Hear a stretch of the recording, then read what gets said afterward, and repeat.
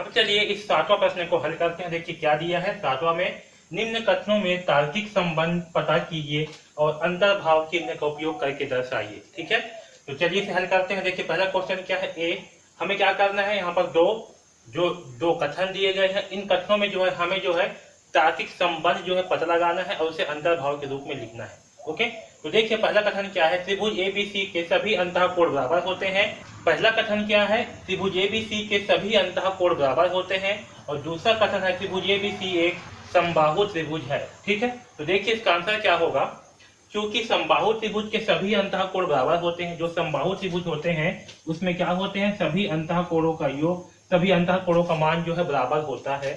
ठीक है, जिस त्रिभुज के सभी अंतःकोण बराबर होते हैं उसे समबाहु त्रिभुज कहते हैं। आया समझ में। तो यहाँ पर देखिए जो पहला कथन उसमें क्या है, सभी अंतःकोण बराबर है दिया हुआ है, और दूसरा कथन में एक समबाहु त्रिभुज है।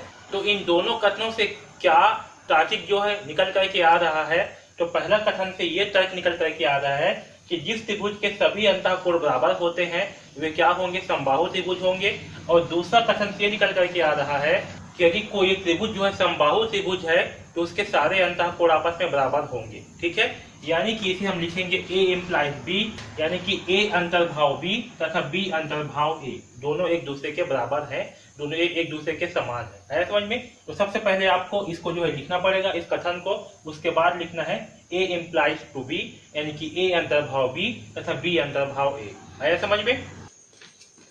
अब चलिए सातवां का दूसरा प्रश्न को हल करते हैं। देखिए क्या है, निम्न कथनों में तार्किक संबंध पता कीजिए और अंतर्भाव चिन्ह का उपयोग करके दर्शाइए। हमें क्या करना है, इनके बीच में जो है तार्किक संबंध पता करना है और अंतर्भाव का चिन्ह जो है लगाना है। तो देखिए पहला क्वेश्चन क्या है, पी ए बराबर 0 दिया हुआ है। ओके, और इस कथन दिया हुआ है x माइनस ए बहुपद पी एक्स का एक गुणनखंड है। तो हमें क्या दिया है, जो x माइनस ए है ये क्या है, बहुपद पी एक्स का क्या है, एक गुणनखंड है। ठीक है, गुणनखंड जानते हो ना क्या होती है, पढ़े हैं।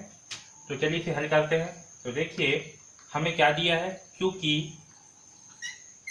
x माइनस ए क्या है, बहुपद पी एक्स का एक गुणनखंड है। x माइनस ए बहुपद पी एक्स का एक क्या है, गुणनखंड है। ओके, यानी कि ये जो x माइनस ए होगा इसका बराबर क्या होगा, 0 होगा। ठीक है, क्या होगा, x माइनस ए का मान 0 होगा। तो यहाँ से हमें x का मान क्या प्राप्त होगा, x का मान जो है हमें a प्राप्त होगा। ठीक है, आया समझ में। अब देखिए जब x का मान को हम a रखेंगे, क्या रखेंगे, x के मान को a, तो यहाँ पास क्या है, जो x माइनस ए है ये क्या है, पी एक्स का एक गुणनखंड है। यानी कि पी एक्स बराबर अगर हम x माइनस ए करते हैं और x का मान को क्या रखते हैं a, तो क्या प्राप्त होगा, देखिए ये पी ए बराबर x का मान क्या हो जाएगा, a माइनस ए, यानी कि हमें जो है पी ए का मान क्या प्राप्त होगा, 0। ठीक, तो हमें पी ए का मान क्या प्राप्त हुआ, 0 प्राप्त हुआ इससे, है ना।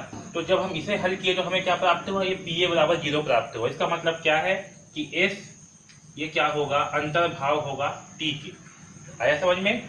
तो हमें पी ए का मान क्या प्राप्त हुआ, 0 प्राप्त हुआ। इसे हल करने पर क्या प्राप्त हुआ, ये वाला मान प्राप्त हुआ। ठीक है, तो इस क्या होगा, अंतर्भाव होगा t का। इसी प्रकार से देखिए, इसी प्रकार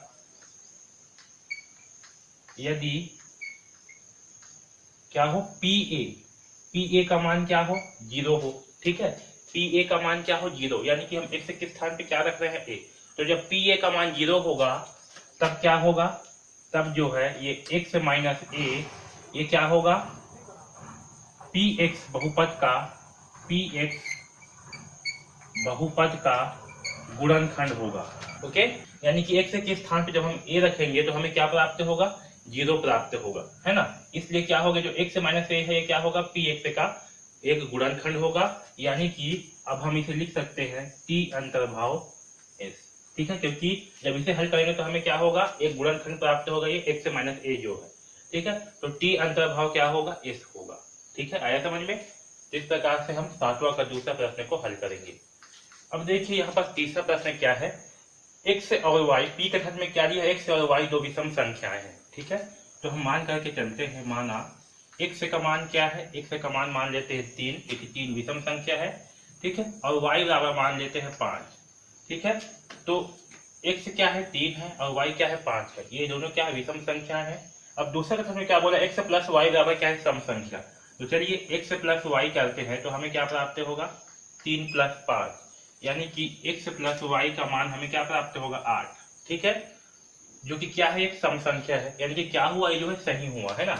हम पहला और दूसरे कथन को जब हल किए तो हमें क्या प्राप्त हुआ, एक सही कथन प्राप्त हुआ कि पहला भी सही है जब x क्या है विषम संख्या और y क्या है विषम संख्या, और इन दोनों को जब जोड़े तो हमें क्या प्राप्त हुआ, एक सम संख्या प्राप्त हुआ, मतलब ये क्या है, सही है।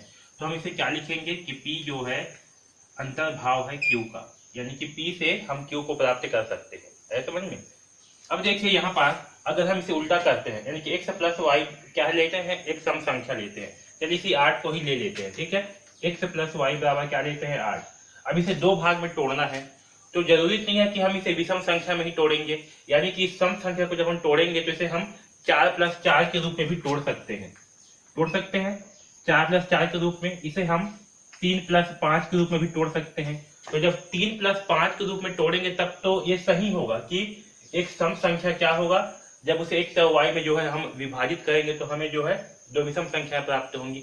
लेकिन यहाँ पास जरूरी नहीं है कि हम लोग इसी में ही तोड़े, इसमें भी इसे तोड़ सकते हैं, है ना, 4 प्लस 4 में, और ये क्या होंगे, दोनों सम संख्याएं होंगी। इसलिए आपका q अंतर्भाव p नहीं होगा। ठीक है, आया समझ में, q अंतर्भाव p क्या होगा, नहीं होगा। तो यहाँ पास मैं लिख देता हूं, q अंतर्भाव p नहीं होगा। क्यों नहीं होगा, तो देखिए क्योंकि हम सम संख्याओं को, क्योंकि किसी सम संख्या को दो सम संख्या के योग के रूप में भी लिखा जा सकता है, योग के रूप में भी लिखा जा